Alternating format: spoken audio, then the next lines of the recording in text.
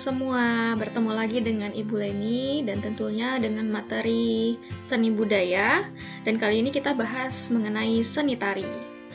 Baik, pada pertemuan minggu yang lalu kalian sudah belajar mengenai seni musik dan seni rupa. Baik, kali ini di seni tari apa aja sih yang mesti harus kita pelajari? Yuk kita lanjut ke slide berikutnya. Nah, untuk seni tari, kompetensi dasarnya itu adalah yang pertama, siswa memahami gerak tari berdasarkan unsur ruang, waktu, dan tenaga. Kemudian siswa itu memahami gerak tari berdasarkan ruang, waktu, dan tenaga sesuai dengan iringan. Kemudian memperagakan gerak tari berdasarkan unsur ruang, waktu, dan tenaga. Kemudian memeragakan gerak tari berdasarkan ruang, waktu, dan tenaga sesuai dengan iringan. Nah, sedangkan untuk tujuan pembelajaran kita pada hari ini adalah siswa mampu memahami gerak tari berdasarkan unsur ruang, waktu, dan tenaga, kemudian memahami gerak sesuai dengan iringan, kemudian memperagakan gerak tari berdasarkan unsur waktu dan tenaga, dan yang terakhir itu adalah mampu memperagakan gerak tari sesuai dengan iringan. Nah, seperti hal yang kita sudah bahas di slide sebelumnya, bahwasanya di materi ini kita akan membahas unsur-unsur yang ada pada seni tari itu. Nah, sebelum kita lanjut ke unsur-unsur seni tari, kita mesti tahu dulu apa itu seni tari. Yuk, perhatikan slide dulu ini berikut ini. Kali ini saya mengambil salah satu kutipan dari seorang koreografer, Sudarsono, yang dimana beliau mengatakan bahwasanya seni tari itu adalah ekspresi jiwa manusia yang diungkapkan dalam bentuk gerak yang ritmis dan indah. Nah, arti dari ritmis itu adalah gerakan yang mempunyai aturan, yang beratur, seperti itu. Dan indah, nah indah dalam hal ini nanti kita akan lihat pada unsur-unsur utama dan pokok pada seni tari. Nah, kita lanjut ke slide berikutnya. Nah, elemen dasar tari adalah gerak. Jadi gerak yang seperti apa? Jadi gerak di dalam tarian itu bukanlah gerak seperti dalam kehidupan kita sehari-hari, tapi gerak tari yang telah mengalami perubahan atau proses stilasi dari gerak wantah atau asli ke gerak murni dan gerak maknawi.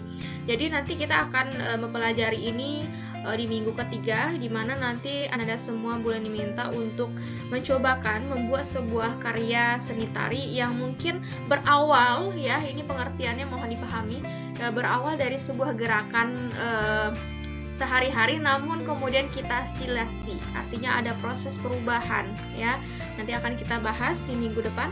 Lanjut. Nah, sekarang masuk ke unsur-unsur gerak tari, yang dimana unsurnya itu ada 3. Ini adalah unsur utama ya. Yang pertama itu adalah ada ruang, tenaga, dan waktu. Yuk kita lihat yang pertama, apa itu ruang?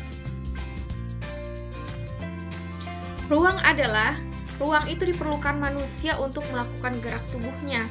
Sehingga semua gerak yang diungkapkan oleh manusia terbentuk sebagai akibat perpindahan tubuh atau anggota tubuh manusia dari suatu ruang ke ruang yang lainnya. Nah, jadi kalau untuk unsur ruang itu terbagi 2. Jadi yang pertama itu adalah ruang yang diciptakan oleh penari. Nah, jadi bisa dibilang di sini tempat kita melakukan gerak ya. Yang kedua itu adalah ruang pentas atau ruang tempat penari melakukan gerak. Ada kesan-kesan yang akan ditimbulkan nanti ketika kita akan membuat gerak tersebut. Yang pertama adanya garis. Nah, yang dimaksudkan dengan garis itu adalah berupa kesan yang ditimbulkan dari gerak tubuh penari ketika menari. Ya, ini bisa disederhanakan bahasanya seperti pola lantai. Kemudian ada volume, merupakan jangkauan gerak yang dibuat oleh penari yang tergantung besar kecilnya pentas, ya. Kemudian ada arah, yang dimaksudkan di sini adalah arah hadap penari ketika melakukan gerak yang dapat berupa arah ke depan, ke samping, dan ke belakang, serta arah lainnya. Kemudian level, berkaitan dengan tingkat ketinggian dari posisi tubuh ketika melakukan gerak tari. Jadi ketika kita melakukan tarian ataupun gerakan, tidak mungkin kita dari awal tarian sampai akhir itu dalam posisi berdiri kayak gitu. Mungkin ada yang lagi duduk atau mungkin dalam keadaan ginjit kakinya. Jadi di dalam seni tari itu level itu ada 3, ada level rendah, sedang, dan tinggi. Kemudian ada yang dikatakan dengan fokus, merupakan sudut pandang dari penonton terhadap penari. Nah, selanjutnya itu yang kedua adalah tenaga. Tenaga dibutuhkan seseorang untuk menghasilkan gerak. Tenaga berarti daya untuk menghasilkan gerak dari suatu proses pembakaran di dalam tubuh. Melalui gerak tersebut, maka gerak yang diungkapkannya mempunyai dinamika, sehingga gerak akan mempunyai isi atau jiwa. Jadi di dalam berkarya seni tari kita harus memiliki tenaga, ya, yang dimana di situ kita akan bisa melihat isi atau maksud yang akan disampaikan lewat gerakan tersebut. Sehingga dalam penggunaan tenaga dalam gerak itu akan memunculkan 3 unsur, di mana ada intensitas, ada aksen atau tekanan, dan ada kualitas.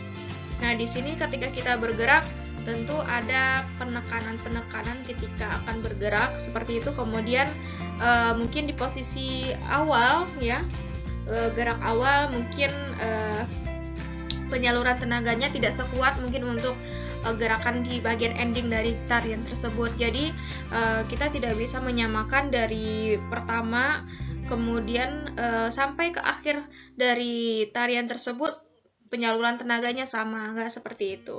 Jadi di samping akan memperbagus tarian itu dan juga bisa kita melihat kesan yang ditimbulkan dari gerak tari tersebut.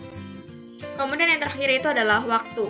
Nah, apa yang dimaksud dengan waktu di sini? Jadi jika seorang penari ingin menggerakkan tubuh ataupun bagian tubuhnya berpindah dari suatu ruang gerak ke ruang yang lain, maka ini akan memerlukan waktu yang tergantung pada rasio of speed, artinya sejumlah waktu yang diperlukan penari untuk bergerak dan berkaitan dengan tempo gerakan, yaitu panjang pendek atau cepat lambatnya suatu gerakan dilakukan. Nah, jadi di dalam seni tari juga ternyata ada yang dikatakan dengan ritme dan tempo. Jadi di dalam seni musik juga ada yang dikatakan dengan ritme dan tempo. Tapi apakah yang membedakannya? Nah, untuk ritme di dalam gerak tari itu menunjukkan ukuran waktu dari setiap perubahan detail gerak. Jadi ritme itu lebih mengarah pada ukuran cepat atau lambatnya setiap gerakan yang dapat diselesaikan oleh penari. Kemudian ada yang dikatakan dengan tempo, yaitu mengarah pada kecepatan tubuh penari yang dapat dilihat dari perbedaan panjang pendeknya waktu yang diperlukan. Jadi gerak dengan tempo cepat atau lambat akan menentukan hidup atau dinamisnya sebuah tarian. Jadi gerakan yang dilakukan dengan tempo cepat akan terkesan aktif dan menggairahkan, sedangkan gerakan dengan tempo lambat berkesan tenang, agung, dan dapat membosankan. Jadi di sini Anda semua harus bisa membedakan ketika akan menari, ya, kita harus bisa melihat ukuran cepat atau lambatnya gerakan dari pergantian dari gerakan satu dengan dua itu dikatakan dengan apa. Kemudian dari segi tempo, maksudnya adalah kita lihat perbedaan panjang dan pendek waktu, ya, penekanan waktu di sana. Nah, ini adalah bagian terakhir, yaitu elemen-elemen komposisi tari, yang dimana di sini ada 12 poin.